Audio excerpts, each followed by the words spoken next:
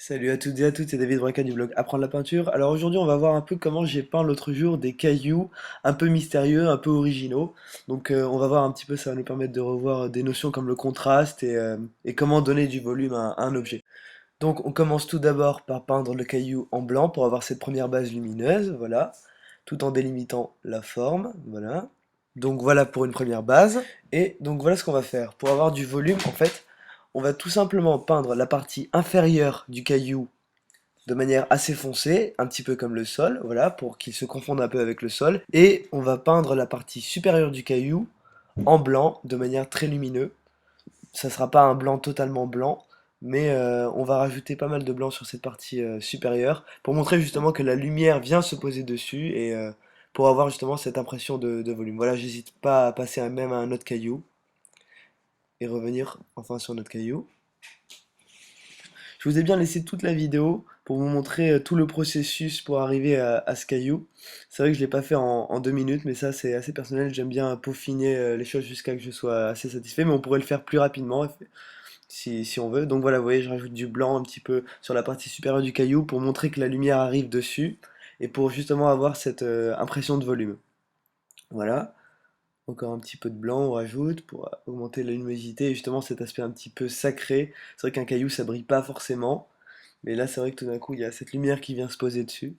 Donc voilà, je délimite la forme et je suis en train un petit peu de fondre aussi la partie inférieure avec, avec le sol pour faire comme s'il ressortait un peu justement du sol de manière inattendue. Voilà, on a bien délimité la forme. Voilà, et ce dont je vous parlais, je suis en train de le faire. Je fais bien ce contraste entre la partie supérieure du caillou et la partie inférieure du caillou.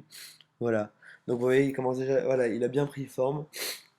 Donc là, ce caillou-là est quasiment fini, encore quelques petites retouches, voilà. Donc vous voyez, il ressort bien du sol et justement il y a cette luminosité. On va passer maintenant à un deuxième caillou que je vais essayer, qui sera plus petit et qui va être plus lumineux. Donc voilà, je commence tout de suite avec cette petite couche de blanc. Voilà, je délimite la forme avec le fond qui est marron de la terre. Hop, donc vous voyez, il est déjà plus lumineux. On délimite bien la forme et on va commencer à lui donner du relief. Donc pour lui donner du relief, c'est le même principe. On prend cette couleur un peu marron qui est bleutée, que vous voyez pas forcément ici, qu'on applique sur la partie inférieure du caillou, voilà, doucement comme s'il ressortait du sol. Tac, je limite bien la forme. Et voilà, on met ces petites touches de blanc comme ça, sur la partie supérieure, qu'on fond avec la partie inférieure, voilà. Et vous voyez déjà le caillou là, on le voit, qui commence à ressortir, c'est un peu cet aspect mystérieux là, on ne sait pas d'où il vient comme ça, et un peu original, comme un peu des sortes de pierres précieuses finalement, juste que ça a la forme d'un caillou. Voilà, donc je travaille bien en précision. J'essaye un peu différentes zones d'ombre, de lumière. Hop, avec ces petites touches de blanc. Donc voilà, ça m'a paru intéressant de vous faire cette petite vidéo pour vous montrer un petit peu comment on peut faire ressortir justement des simples cailloux en éléments plus précieux, en quelque sorte, avec cette lumière qui vient les frapper, et ce côté mystérieux justement où ils ressortent tout d'un coup du sol sans qu'on comprenne vraiment d'où ils viennent. Et tout ça grâce à ces notions de contraste entre ombre et lumière. Donc n'hésitez pas à me laisser un petit commentaire sous la vidéo, je vous répondrai avec plaisir. À bientôt!